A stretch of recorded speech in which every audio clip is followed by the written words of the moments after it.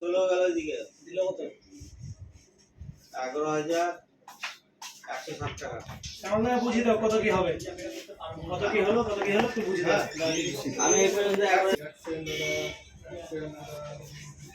আর করবো না তাহলে।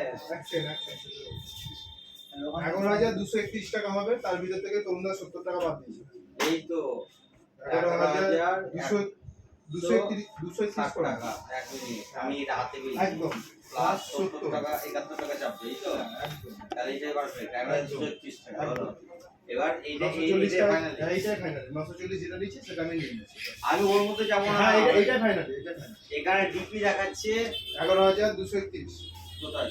ওখানে ডিপি আলাদা আছে। সেই জন্য তো জিজ্ঞেস করছি। 11,231।